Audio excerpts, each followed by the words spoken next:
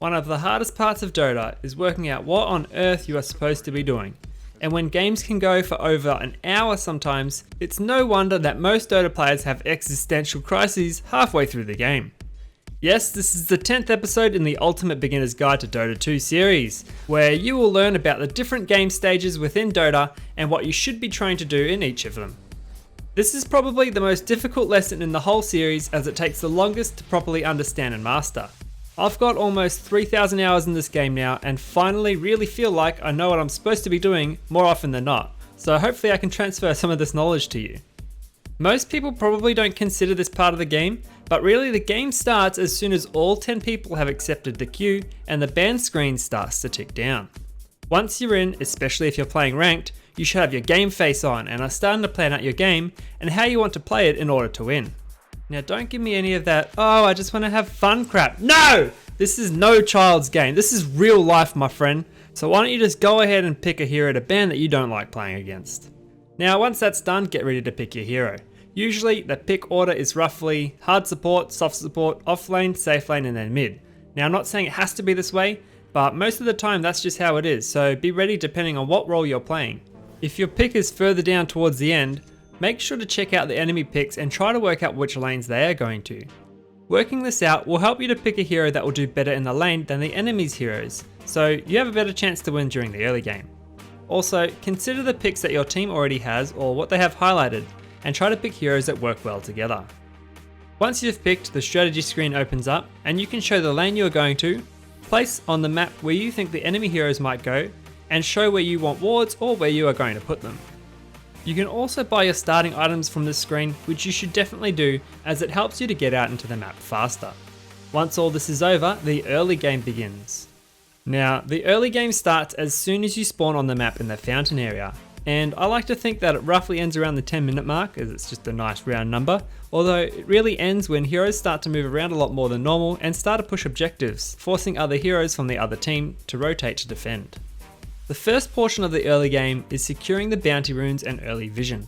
Part of buying your items quick and in the strategy screen is so that you can get out into the map faster to place down wards and defend or attack bounty rune locations before the enemy gets there. Putting down an early ward in mid, for example, can help scope out the enemy support placing their ward in mid and help you to get an easy D-ward and early advantage.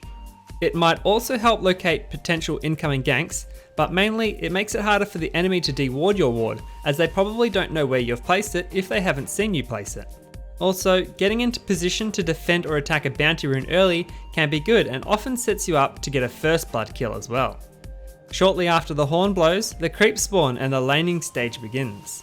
The laning stage is a crucial phase of any Dota game and can easily set up the winning team to take control of the game into the mid and late games and ultimately win the game. Essentially, the laning stage is the part of the game where most heroes can be seen in one of the 3 lanes, fighting for golden experience from the waves of creeps that meet each other. For the core heroes, the most important part of laning is last hitting and getting the gold from the creeps. Early gold helps set you up to get your first items quickly and put you ahead of the enemy, and you can often capitalize on this by setting up early kills or accelerate your farm to get even further ahead.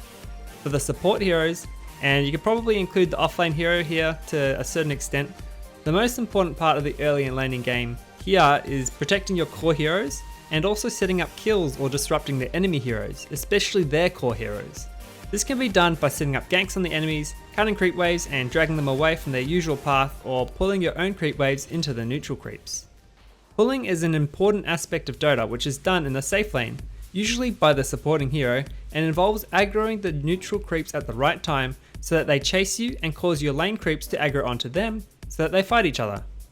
This causes the neutral creeps to kill your lane creeps, which is very useful as it denies the enemy gold and experience and also drags the creep wave back towards your tower, which is good when it is pushed up too far.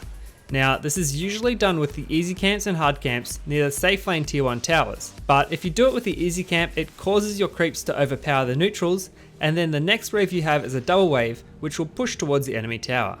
This can be useful if you want to get some space around the 5-minute mark to get bounty runes, or to push the enemy's tower, but often it annoys your carry if they're trying to farm.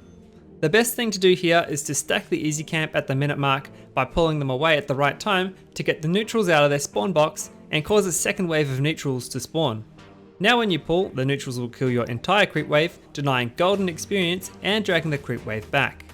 Another good thing for you to do as a support hero if your lane is going well is to go through the jungle and stack other camps for your cores to take when they get a bit stronger.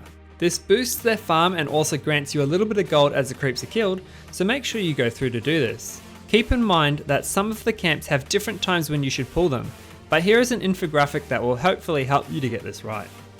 Now, once you start noticing that the enemy is grouping mid, or 4 of your team are starting to group and hunt the enemy, the laning phase and early game is pretty much over and the transition to the mid game has begun. Knowing what to do in the mid game can be really tough, but this is the portion of the game that can make or break teams. The first thing you should be thinking about or working out is which team is strongest right now in a team fight. If all 5 or maybe 4 out of the 5 heroes from each team gathered and fought, who would come out on top? If it's your team, you should definitely start to try to play offensively. What you should do is group up with your team and try to force a team fight by taking an objective, such as pushing the enemy's towers. This will either cause the enemy team to retaliate and send heroes to defend, which is good since you can probably win the team fight. Otherwise, they might try to group up on the other side of the map and take out one of your own towers.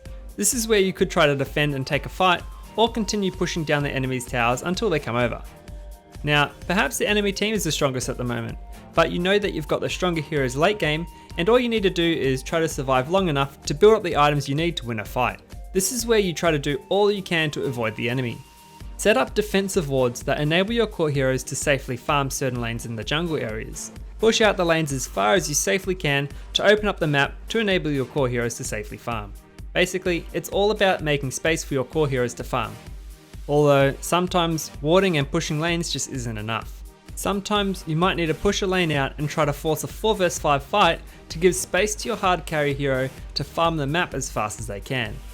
This can open up the map to the carry to farm and push the waves, maybe take a tower, and get a decent boost of cash. Ideally, they will push the wave fast and threaten taking more objectives, forcing the enemy team back from the 4 vs 5 fight to defend. This gives you the opportunity to take a fight at an advantage against maybe 2 or 3 heroes that you can easily win and turn into an objective.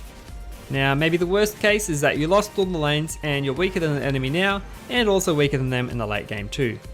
Well, I'm sorry to say, but it's going to be a real tough game for you to win, but certainly there are ways you can do it. Split pushing, which is basically what I went through before, is the art of pushing a lane and objectives that devastate the enemy and force them to defend and stop their own push or attack. Obviously, you need to be very careful doing this as you don't want to get caught out and killed, but done right, it can open up the map to you and also effectively kill off their offense. Another way to come back is to make smart, calculated ganks that catch 1 or 2 of their stronger heroes and enable you to push objectives. This is really hard if they are grouping as 5, in which case split pushing is probably more effective, but if they're just farming, it can be really good and effective. What you're trying to work at here is what's called a power spike. Power spikes are essentially the point at which a hero or a group of heroes significantly increase in power because of a skill they've just unlocked or a crucial item they've purchased. Identifying these is important as they can help you to surprise and overwhelm the enemy if taken advantage of, and then this can carry you forwards to victory. If you are stronger than your enemy, you need to be forcing objectives and pressuring them to fight you. If you are weaker than your enemy, you need to be buying time for your carries or forcing the enemy to retreat to stop their pushes and hopefully win a team fight with more numbers. Now, it can be hard to work out exactly when the late game begins, but I like to think of the late game starting when the majority of core heroes start to hit level 3 in their ultimates, or roughly around level 18. The key in the late game is getting pickoffs and pushing advantages. It's actually quite similar to the mid game, except that death in the late game is exceptionally dangerous as it opens up your objectives to be attacked for a minute or longer. If you can manage to take out 2 or 3 enemy heroes and manage not to lose anyone, you have a giant advantage in pushing down their towers, gaining map control, or even slaying Roshan. Here, you'll want to pay more attention to the day-night cycle, as in the nighttime, when you have less vision, it can be much more dangerous. But again, this doesn't just apply to you, it also applies to your enemies. Nighttime becomes the ideal time to take advantage of superior vision to gank the enemies and get a lead. Once you've got more heroes alive, you can group up and take out the enemy high ground. Be wary of the buyback mechanic though. A buyback is when a dead hero spends gold in order to respawn early. This can be crucial for a team to mount a defense and push the enemy out of their base if they were originally down on heroes. Buybacks are very expensive, but very valuable when done right. But you'll also want to keep in mind that you must save enough gold before your death to be able to buy back. And also you can only do this once every 8 minutes. You can always see if you have enough gold for your buyback by hovering over your gold down here, and it can also reveal how long until you have buyback again if you've recently bought back. Most of the time during the late game, you'll want to stick fairly close to each other as a team so that you don't get picked off. As I mentioned before, death is extremely bad in the late game, so be sure that you and your teammates are close enough together that you can get some farm, but also respond to any enemies that might be trying to get a sneaky pick off. Don't forget that if you've got a numbers advantage, you absolutely must start taking the enemy towers and high ground or Roshan in order to take the enemy towers and high ground. Killing towers in the Ancient is how you win in Dota, so please don't go back to farming if you've just won a team fight in the late game. Now that's pretty much it for this episode, and we've only got one more episode in the series left. It's a bit of fun, bit of a fluffy episode, but I think it's important as one of the best things in Dota is the customization and making your heroes look awesome. Hit that like button and share this video with your mates if you think they'll learn from it as well. Thanks again for watching everyone, and happy gaming.